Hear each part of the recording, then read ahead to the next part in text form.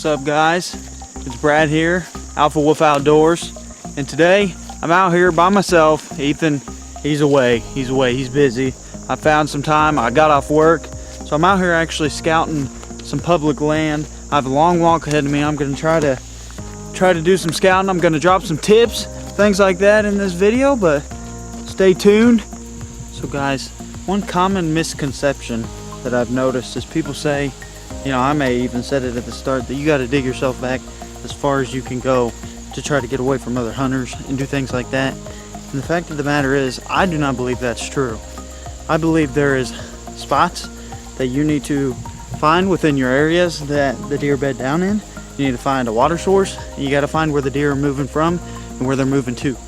Now that could be, there could be hunters there and they could not even know they're in a sweet spot, you know?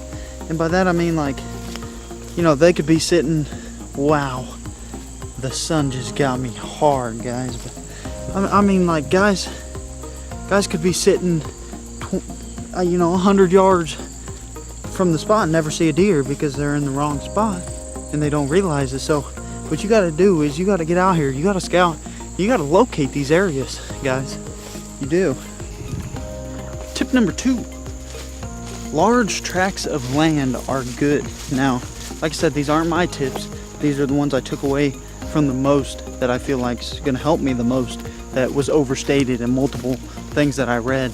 And larger tracts of land are good because the odds of you running into a hunter are less. All those kinds of things that you don't want to have to deal with are going to be less. It's going to be, the deer are going to be less pressured, and that's the key to hunting deer. You can't pressure them. I mean, pressured deer, they do some wild shit. Okay, so the best thing to do is find a herd that's not pressured, so they won't scare as easy and everything like that. And bigger tracts of land on public are just the best way to do that. Tip number 3, find the back door. Now, that does not mean of your house, okay? That means don't go, you know, when you first start at an area, yeah, go to the parking lot and park there where everybody else parks. But do not always do that. Try to find the back door. If it's legal where you're at to park on the road and enter through through the woods to your public use area, do that if at all possible, because once you find that back door, you eliminate, well, 1, your walk's smaller, 2, you're not where every other hunter is because you're one of the few ones that found a back door to wherever you're wanting to hunt. So take notice of that. See if there's a road that you can stop on just to jump out and go, you know. Do all that stuff. Find the back door. That's tip number 3. The next tips that I have for you are simple, that you should already know, but if possible, hunt the weekdays. You know, the weekends when everybody gets off. You know, I work too, so I understand, you know, don't not hunt the weekends if you get a chance, but hunt the weekdays. The odds that, you know, there's going to be less people out, the deer are going to feel less pressured like we talked about before. It's just going to be, you know, better for you on public if you can get a day away from work, you know, and hunt the weekdays. With that being said, you also have to get up early. Don't be one of those guys that only hunts at night, okay, or only hunts in the morning even. Don't do that either. But I'm telling you, don't be one of those guys that only hunts at night. Nobody likes those guys. Those guys are lazy. Wake up, get a jolt of coffee, and get going. Get going. It's hunting. It's hunting. When it's hunting season, you got to do things you don't want to do. But you should want to wake up for hunting season. But yeah, those are those tips. Now, moving on. Alright guys, this next tip I have for you, if you're watching this during the early season, it's not going to help you at all. But don't be one of those guys that only hunts mid-season. You have got to get out. I know buddies that don't hunt early season either, which to me is ridiculous. But with that being said, I understand it because it's hot. I wouldn't want to either, but I do because I love hunting, and so do they. They just, you know, but don't go out and just hunt mid-season. You gotta want to hunt late season. You gotta want to hunt I am lost, going back the other way because I'm going the wrong way. you gotta want to hunt all those things. Hunt late season and hunt early season, because not all the hunters are going to be out yet. And at that point in time, you need to be out there hunting, because the deer don't stop moving. They don't just disappear. They don't. So that's that tip, and I have a few more for you. So bear with me, folks. As I'm finishing up my walk here, I want to keep giving as many tips as I can that I remember off the top of my head. My phone's actually dead and my camera's about to die too, so I can't make sure I'm even right with these, but I think I remember them. But hunt all those nasty pockets where humans don't belong.